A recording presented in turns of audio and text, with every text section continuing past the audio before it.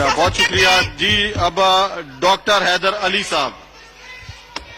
شکریہ جناب جی speaker. Doctor Haider علی صاحب، آپ ابھی صاحب. خاموشی سے اسپیچ سنیں.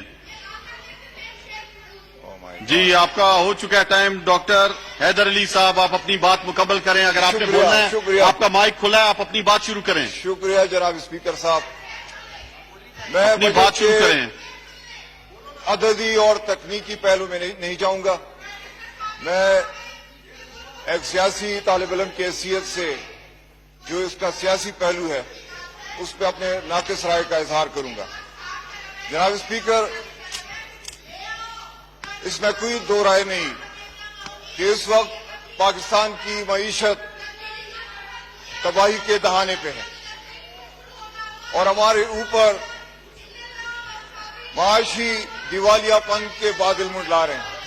جناب اسپیکر، یہ غیر معمولی صورتحال ہے. جی اور ڈاکٹر صاحب بات اپنی جاری رکھیں. جی یہ میرے نزدیک اس ملک کے مستقبل کا سوال ہے اور یہ ایک غیر معمولی صورتحال ہے. لیکن جس غیر سنجیدگی سے ہم اس کو ڈیل کر رہے ہیں مجھے افسوس ہو رہا ہے. یہ فورم، اس کی طرف پاکستان کی تمام لوگوں کی نظریں ہیں، لیکن یہاں سے روزانہ جو میسج جاتا ہے غیر سنجیدگی کا، میرے خیال میں وہ اس سے بھی زیادہ پریشان کن اور تباہ کن. جناب اسپیکر،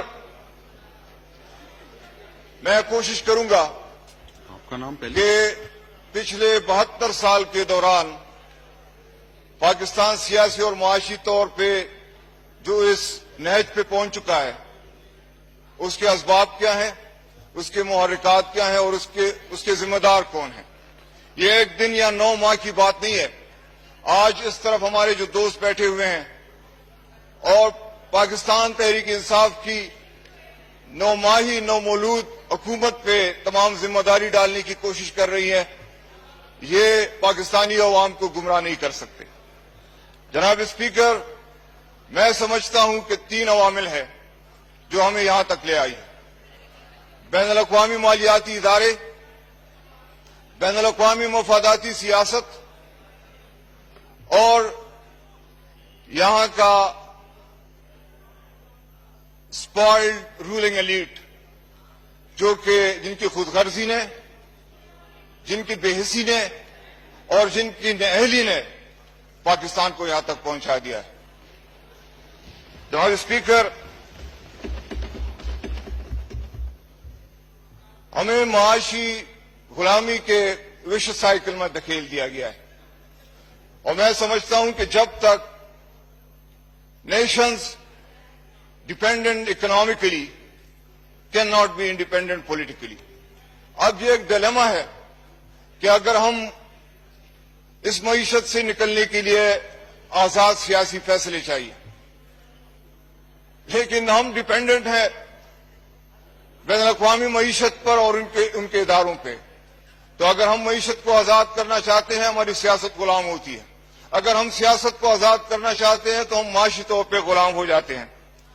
جناب اسپیکر، اس صورتحال میں واحد جو امید ہے جس کی طرف پاکستانی قوم دیکھ رہی ہے وہ پاکستان تحریک انصاف اور عمران خان کی شکل میں ہے. عمران خان اس وقت پاکستانی قوم کی بقا اور پاکستان کے استحکام کی علامت کے طور پہ ابھر چکے ہیں. عمران خان کا گرنا، پاکستان تحریک انصاف کا گرنا خدا نخواستہ اس ملک کے گرنے کے مترادف ہے. میرے نزدیک ایفیشنٹ گورنمنٹ کے لیے ایفیشنٹ اپوزیشن کی ضرورت ہے. انہوں نے نہ ایفیشنٹ حکمرانی دکھائی ہے اور نہ ایفیشنٹ اپوزیشن کا کردار ادا کیا ہے. اور یہ مکافات عمل ہے کہ نہ چاہتے ہوئے بھی یہ ایک دوسرے کو آج سپورٹ کر رہے ہیں کیونکہ ان کے بقا کا مسئلہ ہے. ایک طرف پاکستان کے بقا کا مسئلہ ہے تو دوسری طرف ان کی بقا کا مسئلہ ہے. جناب اسپیکر،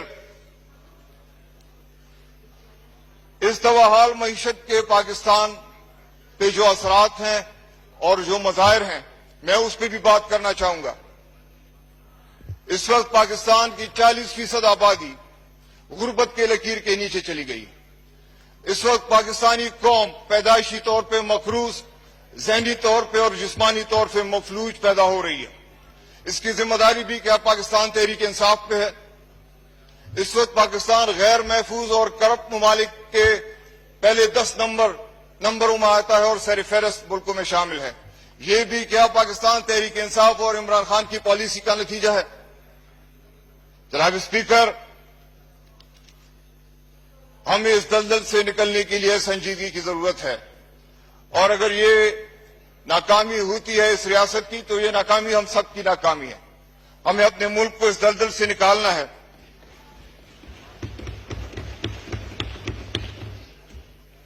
اس وقت انہوں نے جو تحفہ دیا اس ملک کو وہ طبقاتی نظام تعلیم، طبقاتی نظام صحت، طبقاتی نظام سیاست. یہاں پہ آپ اگر دیکھیں پاکستان کے اندر جنہوں نے پاکستان کے لیے قربانیاں دی تھی اور اس ملک کو بنایا تھا، آج پاکستان تقسیم ہے. آج پاکستان قومیتوں میں تقسیم ہے. آج پاکستان مسلکوں اور فرقوں میں تقسیم ہے. آج پاکستان طبقوں میں تقسیم ہے. آج پاکستان کے اندر لوگ بیزار ہو چکے ہیں ان کی حکمرانی سے. آج پاکستان انٹرنیشنلی آئسولیشن کی طرف جا رہا ہے. یہ کیا پاکستان تحریک انصاف کی پالیسیوں کا نتیجہ ہے؟ یہ پاکستان تحریک انصاف کی حکومت میں آنا، یہ ان کے حکمرانی کے خلاف ریئیکشن. اور اگر لوگ آج ان کا خیال ہے کہ ہم لوگوں کو اب بھی گمراہ کر دیں گے، ابھی تک یہ آرٹیفیشل وینٹیلیشن اور سبسیڈائزڈ اکانومی کے خواب اور گولیاں قوم کو کھلا کے بستر مرگ پر یہ سلا چکی تھی. لیکن عمران خان کی قیادت نے قوم کو جگا دیا ہے. انہوں نے احتجاج کی کال دی لیکن ان کے ساتھ کوئی نہیں نکلا. یہ اس بات کا مظہر ہے کہ لوگ جانتے ہیں کہ کون اس قوم کا خیرخواہ ہے اور کون اس قوم کا خیرخواہ نہیں ہے. میں ان سے گزارش کرتا ہوں کہ فی الحال صبر سے کام لیں اور ٹائم دیکھیں. انہوں نے 30 اور 40 سال حکومتیں کی ہیں، اپوزیشن میں بھی رہی ہیں، حکومت میں بھی رہے ہیں، لیکن ان کی کارکردگی لوگوں کے سامنے ہے. ہم پاکستان کو اس دلدل سے نکالیں گے. اور اس کے علاوہ میں یہ بھی گزارش کروں گا کہ فاٹا اور ملاکنڈ میں اس وقت جو پروپوز ٹیکسیشن کا مسئلہ ہے اس کو بھی ریکنسیڈر کیا جائے، کیونکہ فاٹا اور ملاکنڈ 2 گلوبل وارز کی فرنٹ لائن علاقے رہے ہیں اور ہمارا صوبہ بھی فرنٹ لائن صوبہ رہا ہے. ہم سیلابوں کی بھی نظر ہو چکے ہیں، ہماری معیشت تباہال ہے. ڈاکٹر حیدر علی صاحب آخری 2 منٹ ہیں، اپنی آپ تقریر کو جو ہے وہ مختصر کریں 2 منٹ میں. یہ پاکستان تحریک انصاف کی حکومت کی ترجیحی پالیسی ہے کہ پسماندہ علاقوں کو ہم ترجیح دیں گے اور ان کو ایٹ پار لائیں گے. لیکن اگر وہاں پہ ہم نے ایک طرف لوگوں سے وعدہ کیا تھا کہ 5 سال تک ٹیکسز نہیں لگیں گی اور آج ہم لگا رہے ہیں، تو جو پسماندہ علاقوں کے ساتھ ہم ایک ہمدردی کا ایک پیکج دینا چاہتے ہیں وہ متاثر ہوگا. دوسری طرف اس وقت جو سازشیں جاری ہیں فاٹا میں اور ملاکنڈ میں اور پورے KPK میں، ان سازشوں کو تقویت ملے گی. اسی لیے میں گزارش کرتا ہوں کہ اس کو ٹیکسیشن فاٹا اور ملاکنڈ میں. اور دوسری طرف عمر ایوب خان بیٹھے ہوئے ہیں، انرجی کے ہمارے منسٹر ہیں، میں ان کا شکر گزار ہوں کہ بجلی کی لوڈ شیڈنگ خاص کر ملاکنڈ ڈویژن میں اور ہمارے علاقوں میں ختم ہوئی ہے. لیکن کالام اتروڈ گبرار اور مارم جبا میں اب بھی بجلی کا اور گیس کا مسئلہ ہے. میں ان سے گزارش کروں گا کہ ترجیحی بنیادوں پہ، کیونکہ یہ ٹورزم کے لیے بھی ضروری ہے اور یہ تجارت کے لیے بھی ضروری ہے. اور مولانا سعید صاحب سے بھی گزارش کروں گا کہ موٹر وے کو، ایکسپریس وے کو کالام تک ایکسٹینڈ کرے اور سی پیک کے ساتھ جو لنک روڈ ہے خواجہ خیلا پشام اس کو بھی شامل کیا جائے تاکہ وہاں پہ اکنامک ایکٹیویٹی شروع ہو. بجٹ کے حوالے سے میں صرف اتنا کہوں گا کہ موجودہ حالات میں یہ عام آدمی کے لیے، پاکستانی عوام کے لیے مناسب بجٹ ہے. صحیح جی. لیکن اس میں اب بھی بہتری کی گنجائش ہے اگر یہ سنجیدگی سے ایسے تجاویز لاتے ہیں تو میرے خیال میں حکومت ویلکم کرے گی، لیکن اس کو سراسر رد کرنا بغض معاویہ میں، یہ نہ ان کے مفاد میں ہے، نہ اس ملک کے مفاد میں ہے، نہ عام آدمی کے مفاد میں ہے۔ تو مجھے امید ہے کہ انشاءاللہ تعالی یہ برداشت کا مظاہرہ کریں گے اور پاکستان کو سپورٹ کریں گے، پاکستانی عوام کو سپورٹ کریں گے اور اپنے آئندہ نسلوں کو سپورٹ کریں گے۔ شکریہ۔ بہت شکریہ جی، بہت شکریہ۔